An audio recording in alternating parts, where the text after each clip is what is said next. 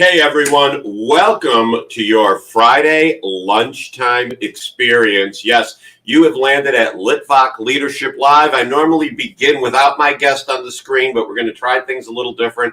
Today, I am honored to have Jamal Maxsam, Igniter of Champion Leaders, back on the show. Had him here, gosh, it was probably a year and a half ago. And it was a really interesting conversation then. And with our topic today, that opinion is a double-edged sword, I thought Jamal would be a great person to bounce this off of and talk with it about. So Jamal, how are you doing? What's been going on in your world? Thank you, Sean. I'm doing good. And it's so great to be back on your podcast and to connect with you again. Man, there's so much going on in my world right now. I just returned home like early this morning from speaking at a education conference in Texas. And I had the honor of speaking to some school leaders about igniting a culture of risk takers. And so it's things have been going really well. I've been just really focusing on my assignment as a leader to help other leaders really bring change and transformation. And there's a lot. So I'm going to just leave it there. Okay. So wait, what was the topic that you spoke on in Texas? I want to make sure I heard it right. Yeah, it's called Igniting a Culture of Risk Takers. So that sounds somewhat like it could dovetail very well into opinion is a double-edged sword.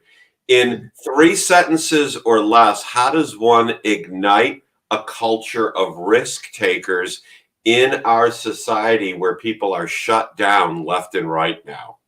Yeah, one is a person has to recognize that risk is inevitable because we are in a time of risk taking because we are dealing with things that have never been done before, and we have to have solutions that haven't been done before. And so, one, we got to recognize that risk is inevitable. Number two, we have to overcome fear because there are several fears that come with taking risks: fear of criticism, fear of being canceled, fear of people not buying into the change. And then the third thing is we need to be strategic. We need to make sure that we are strategic as we take the risk, but recognize you're going to have to just take the leap and, work some stuff out as you go. So in Proverbs it says, excuse me, he who gets wisdom loves his own soul. He who keeps understanding will find good. And for everyone who doesn't know, when the word refers to soul, it's your mind, your will, and your emotion. So how do you think that an individual getting wisdom in this society of igniting the nature of risk taking, how does that blend together? Absolutely. Because here's the thing, we are in a season of what I call the unprecedented, Mm-hmm. where things that have never been seen or done before are going to be seen and done before by those who are leading from their faith. And so we have to position ourselves to receive wisdom in order to get the strategy for the unprecedented.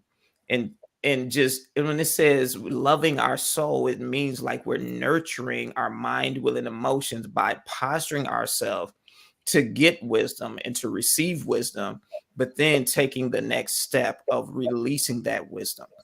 I firmly believe we're in this time like Joseph, where we are divinely positioned as we operate in our gifting as leaders to bring solution that have never been brought before because of things happening in the culture that hasn't happened before. So when you talk about being divine, see, I knew we would have fun talking. So when you talk about being divinely positioned like Joseph, um, Yes. there are times in your life when you're leading the pack, but you're going to meet your superior, or even when you're leading the pack, people don't like what you have to say, and they may say you're arrogant. Or on the flip side, you've got false humility. How Mhm. does someone who is a faith person balance that in their professional life. And I think that there's a real audience and a real hunger for that, because I've been questioned many times as to how can you be so direct, Sean, and call yourself a Christian? Yeah, and that's a great question because believers have to be authentic in living from their faith. And so, but the challenge is people have experienced um, folks who are religious in a sense and judgmental and dogmatic. And so it's this fine line of walking faith confidently without being judgmental and dogmatic. Because here's the thing, humility is not exalting yourself more than you are, but it's also not lowering yourself more than you are. Humility is knowing your positioning and knowing who you are and living from that place. And we're called to live that place in these other areas that are non quote unquote religious or church settings.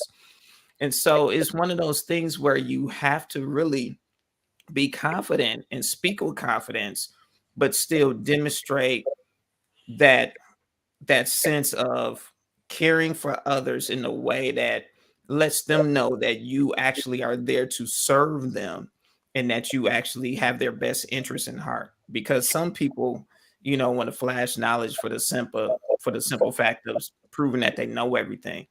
But we share it because we're trying to make people's lives better.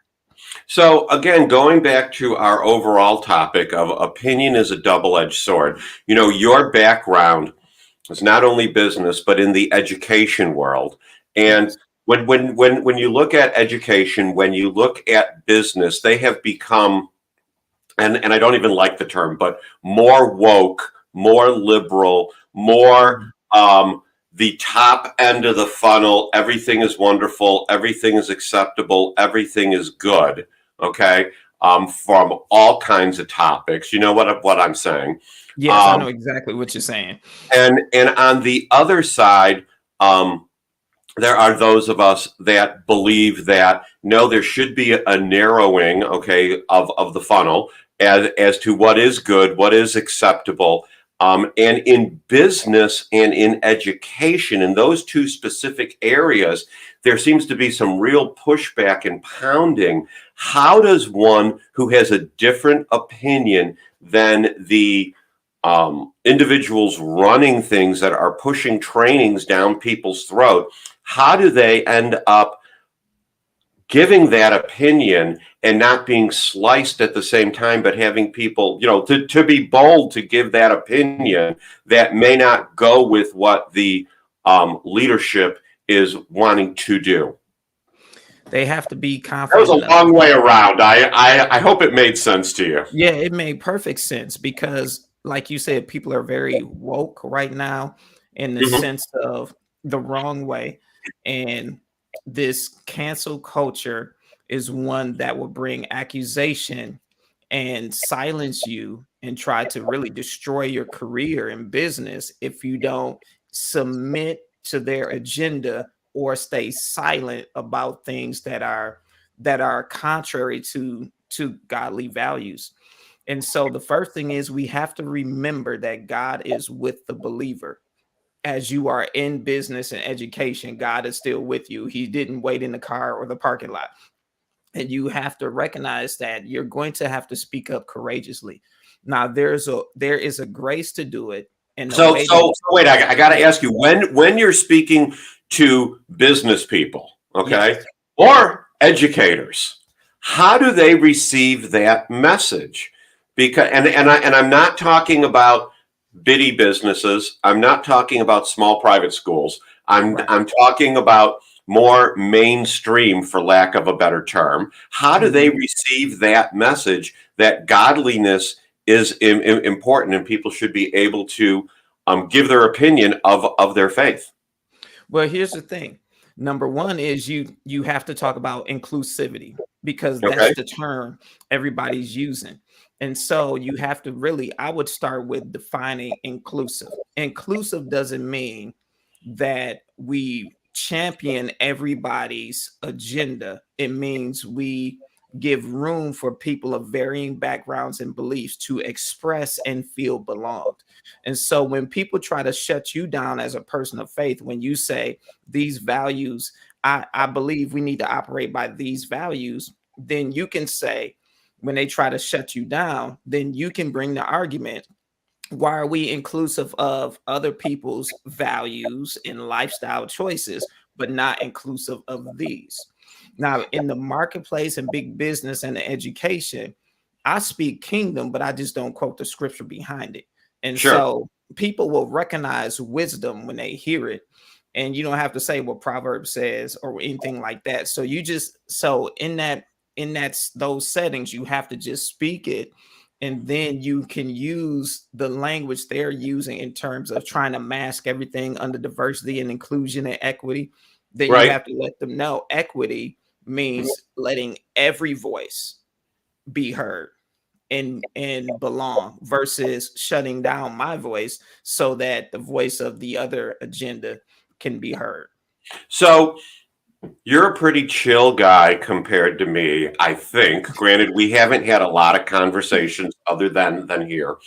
And when I find myself in situations where we're talking about diversity, equity, and inclusion, Yeah. my motivation for participating in that is what you have just defined, talking about the equity part, that no one is overemphasized over another. Or I've even taken it to the point, and people have agreed, where no one should be overemphasized more than what their representation is within a specific geography. For example, don't I'm not even sure how to give an example, but we shouldn't necessarily be spending 90% of the time teaching about something that only affects 3% of the people. We should spend time teaching about it, but we shouldn't be spending 90% of the time. So, and when I try to describe this to people, there is a certain level of intensity that comes over me. I start speaking a little more direct, but softer, and they can hear this tone in my voice. And they're like, well, don't get angry. And what they don't realize is that I'm not getting angry. I am being meek, power under control. How do you coach people in situations like that to get them to speak their voice about having the equity occur in opinions when people don't necessarily want to hear it? You know, I coach them in the delivery of it, because you do, swiping a term from Caesar Milan, calm, assertive. And just like you were saying, you speak with power under control. You have to be confident and say it, but you have to be calm. But then also, you have to deliver it according to your personality and recognize sometimes people are going to mislabel what you're saying, And Jamal, regardless, if because you say something that's different from what they're thinking, there's this automatic, oh, that's hate speech. For right? example, one time I posted in a Facebook group that I'm not, and here was the tag. I said that I'm not religious and I'm not spiritual, I'm kingdom. And then someone said this is hate speech, How's that? and I was like, right. I was like, how is it hate speech? I'm sharing you that I identify myself with having an assignment from God, but I'm not a religious fanatic. And I understand there's a difference from being spiritual and having a relationship with God. And so I say that to say people would deem stuff and label things as hate speech because they don't want to engage in the conversation. And so you have to, people have to just speak confidently, recognizing that the folks who don't want to hear it and will want to shut you down would try to shut you down anyway. But you might as well speak for those who will hear it. So when people are desiring to achieve and they're putting themselves out there, how do you see as the way for people of faith? Because I've just seen it more often than not that people question people's faith if someone has drive and ambition. Mm. How do you see it that people can strive for what they want to achieve, but not overwhelm those relationships, yet still not so much be like, hey, I'm a person of faith, but at the same time allow their faith to come out as they're striving, but not being pushing down on those relationships? Exactly. And that's a good question. And it just comes to really recognizing what you have a right to. And so as you are going after different levels of success, one, it's your birthright. As a person of faith, it is your birthright to be successful. And Eric so agrees. My God wants me to be successful. yes, Eric, yes, absolutely. Because that's your birthright. Jesus did not come as a failure and he didn't fail. And so success is a part of our birthright and our covenant right with God. And so you pursue it. But the thing is this, because a lot of people will, Matthew 6 says, seek the kingdom first and all those things will be added. Right, Well, right. that's true. You seek a relationship with God, you seek his presence, you seek to know him. And in that knowing him, you're going to automatically go after the pursuit of your purposes and destiny. In going after that, you're going to have to take hold of your right to be successful, your right to have the good life that you want to live, and your right to be happy, your right to have a nice car, nice house, whatever, Right. and your right to have good relationship with the people around you. All of that is what the Bible calls shalom. Nothing missing, nothing Missing broken. nothing broken. Right. Yes, and all of that is a part of your life. And so again, going back to humility, because people have been taught that poverty is humility, which is not true. And so the Bible talks too much about believers being successful because success gives us the platform to demonstrate the love of God in a greater way and allow people to see that there's a difference between a believer and an unbeliever. Because an unbeliever can be successful, but a believer can be successful with God and have more of those other things. So when people, and this is a great time of year to talk about this, when people are working with unbelievers, and I don't know, I heard a statistic the other day that now less than 50% of the people in the U.S. Identify with any faith whatsoever. Mhm. That we have become more of a secular country. What about when people get offended when someone says Merry Christmas or Happy Hanukkah? Or on the flip side, people who say, well, why can't you just say Happy Holidays? Do you think that should be such an opinion driven thing, or should we all just get over it? To be honest, I think we should just get over it because somebody's going to tell you you can't say Merry Christmas or Happy Holidays, and then they're going to try to tell you what to say. And then somebody else is going to get offended and say, well, why are you saying that instead of saying this? So we have to get beyond this operate above this culture of control where you can't say where people want to tell you exactly what you can and can't say, which Sure. changes almost daily because of people's Oh, it's emotional ridiculous. responses to everything. And so at some point you just got to get over it. I'm going to say Merry Christmas, and if you don't celebrate Christmas, just say just respond however you want to by saying I don't celebrate, or just say thank you because you understand the intent behind it, but just keep it moving. And so this extra sensitivity to where people can't say anything and everybody has to walk on eggshells It's is not ridiculous. good for, yeah, it's ridiculous, and it's not good for building relationship. I can't even get to know somebody or interact with somebody because there are a thousand ways somebody may take offense versus seeing the heart behind what I'm saying. They Right. just need to chill and relax. What about, so Eric Brent brings up nothing missing, nothing broken. Please expand on that. One of my favorite, I'm not even sure, is that of a verse in the Bible, or is that just a saying? It's like it's a Because that's what definition of the shalom word is, nothing peace. missing, nothing broken, right? Yes, it's a definition of the word. One of the words peace in the New Testament Okay. refers to shalom, and that definition reads nothing missing, nothing broken. Yeah. And so Yeah, I'm going to give you so to expand on that. I think Eric wants more than yes. It's a definition of shalom. yes. So expanding on that, that means every area of your life. See, a lot of people equate peace with tranquility and quietness, which is true, but the Hebrew or Bible definition of peace refers to shalom, and that means every aspect of your life. Financially, there's nothing missing from your life, nothing broken or out of context or disconnected. With my relationships with my family, there's nothing missing. I don't feel like nothing is missing. There's no issues causing us not to get along.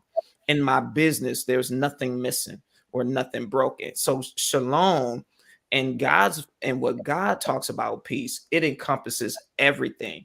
Because as you know, somebody can be successful in business and things are going well, but then their home life be a wreck. That's not shalom.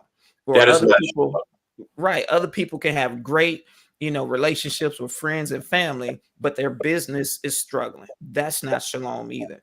Shalom encompasses every area of our lives being in alignment and seeing the reality of the promises of God. so. You know, agreement can be very elusive at times when you're getting together as a group, whether it is friends and you decide to talk about politics, whether you're in an association. We know churches have split over the color of a wall that they're going to paint. Businesses have split and people won't work with each other. How do you get together and have a vibrant discussion of different opinions and then have everyone walk out of the room in unison with what has been decided, even when people don't agree with it? Yeah, and that's a process. It doesn't happen just in one sitting because before you can even have the vibrant discussion, people have to have had opportunity to get to know each other and not just I know your name, I know your likes and dislikes, and I'm learning your personality. That's one part. The second part is to know people's strengths and weaknesses. Then the third part is to know more about people's background and perspectives. And so as people get to know each other in that fullness and then begin to build relationships, then we can have conversation that may be heated and vibrant and Right. fiery, but then we have to have a set of norms. One, we're going to be free to express our opinion. Two, we're not going to take anything personal. It's not a personal attack because ideas may be questioned. We're questioning the idea, not the person. And Do then you think men are, and I'm going to interrupt you because I got to no, ask go this ahead. question. Do you think men are better at that than women? I don't know because I've seen it play out positively with men and women, and I've seen Okay. it play out negatively with both men and women. So I don't think it's a gender thing. I think it's a personality thing. And And what is the personality part of it that makes it more difficult? the person when people think they always have to be right and that Okay. there's one way to do a thing, that makes any conversation difficult.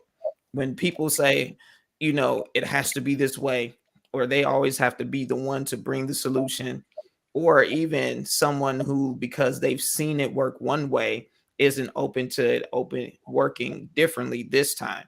Those personality types and negative perspectives is what hinder a group from coming together in a discussion and really coming into agreement. So when you're in a group, and you led right into this perfectly, and you didn't even know it was there. Um, I have made the mistake in the past thinking that, oh, this is a phenomenal idea, and I bring it to the group, and people have actually challenged me. Shocking. And I've had to explore it, dissect it, defend it, and explain why I think this is such a wonderful idea. And earlier in my career, I would get offended by that. Now it bothers me if people just go, "Yeah, that sounds good." I mean, how do you get people? And I think more often than not now, people won't challenge other people's ideas in a business setting because they don't want to come off as someone who's complaining or being disagreeable.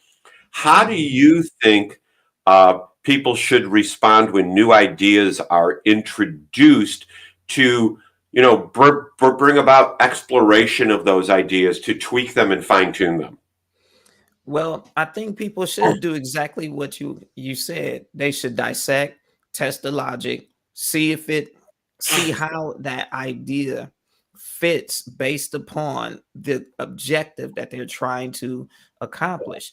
And like you said, sometimes people get quiet and don't say anything, and then after the meeting, then they want to say something either to Oh yeah. somebody else, in the break room, or they might come to you because it's like, you know what I'm saying? But in the meeting, if nobody is speaking up to keep people from being a bunch of yes men or yes people, I start asking questions. And I'm like, look, it's okay. Let's pick this thing apart because we want the best solution. And the best solution comes from our collective genius, not from one person. And so Okay. and so I start asking questions. What do you think about this? Does this make sense? You know what I'm saying? Because sometimes as the leader, you're going to have to facilitate that process to let people know it's safe to speak up.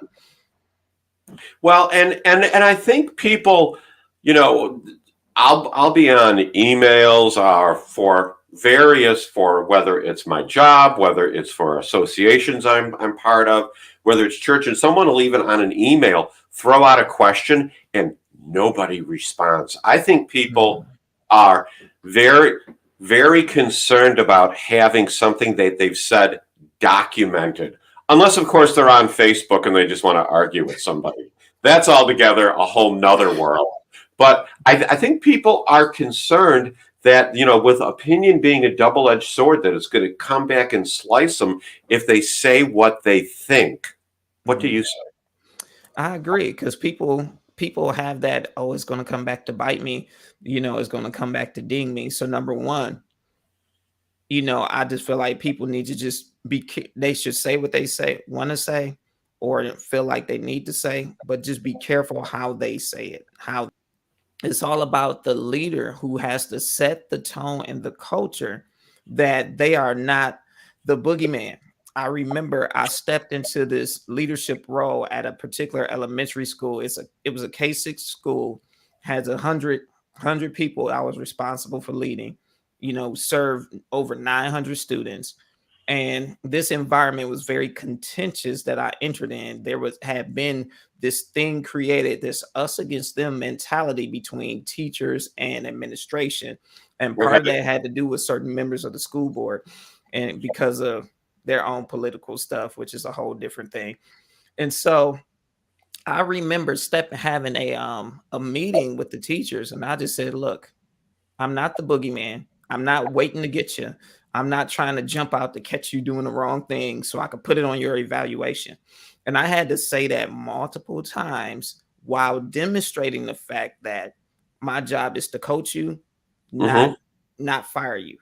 Because people have that because they've been with leaders who don't know how to coach and mentor and haven't accepted the reality that mentorship is a part of leadership. So all they do is document negative performance and say you need to improve, and then maybe give a few recommendations and put it on a coaching or improvement plan. But that's not really coaching and mentoring.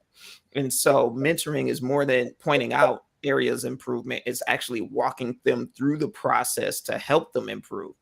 And so leaders have to embrace that and create that environment that allows people to feel safe. Because one of the things that is highlighted in a book called the Strength Finders book is that people will follow you when they feel safe and secure. So when you look at Proverbs again, hear counsel and receive instruction that you may be wise in your latter days. There seems to be a phenomena, and myself personally, I have mellowed out as I've gotten older, and it echoes in my mind when probably 15 years ago I told one of my direct reports and we were hiring someone under him to take over for him one day. And he didn't like that at all. And I told him this was his opportunity to be the elder statesman. And Yes. he did not like that at all. But that has like rung in my ears that I have reached a point in my career where I want to be the elder statesman and not necessarily deal with everything else going on. How, and be more of a coach, be more of a consultant, be more of a sounding board, be a historical record that people can draw upon. What words do you have for those who have some gray, like you and me, that there's nothing wrong with being in a latter day position of guiding and being an elder statesman or woman? Yeah, and to me, that's where we should be. Um, you know, we have to grow out of the fear of losing a position and the fear of not being valued because we are not in this key position.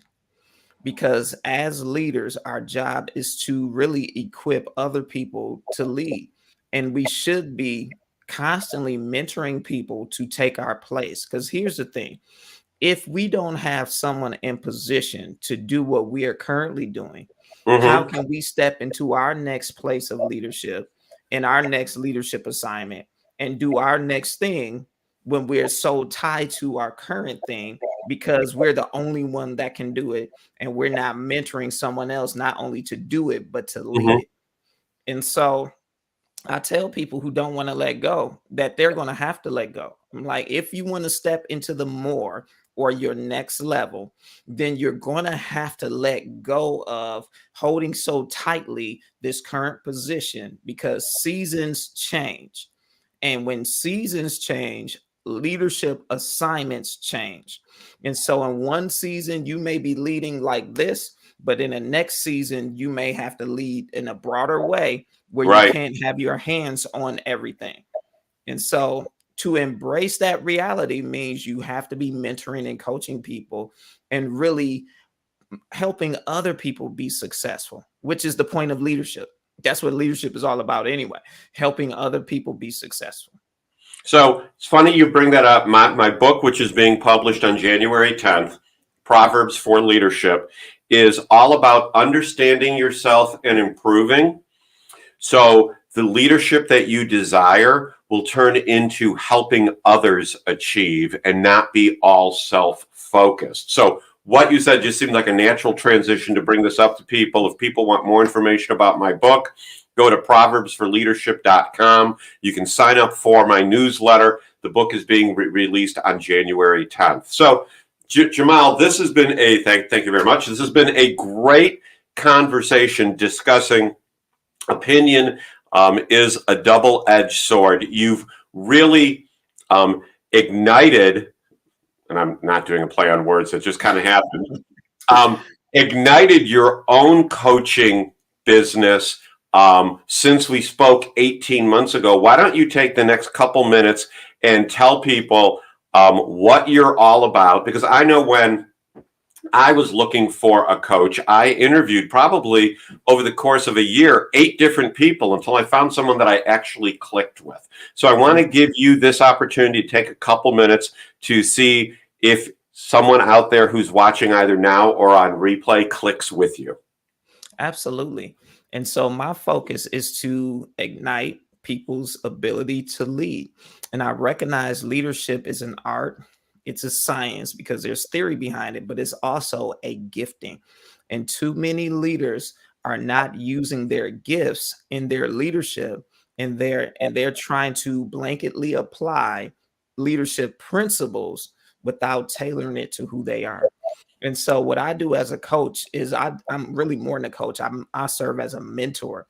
I help leaders learn how to lead, but also how to bring out their gifting and how to lead from that, like we were saying at the beginning, how to lead from your faith without just like, being super, weird about it. You Right. being the person being natural, leading from their faith using the gifts that God has given them, because leadership is a gift, as listed in Romans 12. It is a spiritual gift. There is a grace for it. So how do I access and walk in that gifting?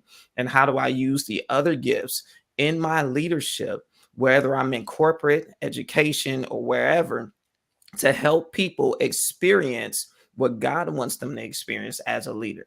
I mean, and that's what I do. I help people really just really identify what I call their leadership assignment and fulfill it. Sure. I talk about on my website, litvakleadership.com, people fulfilling their calling, their Yes. vision or their mission and their vision. So it sounds like we are very dovetailed in that. Look, Jamal, it was great to have you on. I'm not going to let it go 18 months before I have you back. Hold on a minute after we log off with all the folks here, because I got a couple questions I want to ask you personally. But everyone else, that has been Litvak Leadership Live for today. We'll be back in 2 weeks on the 16th with a friend of mine that has authored a fictional novel. Or is it a fictional novel? I'm not sure, and I'm going to call him on it as we're talking. That's it. Be happy, be well, and be blessed in all you do.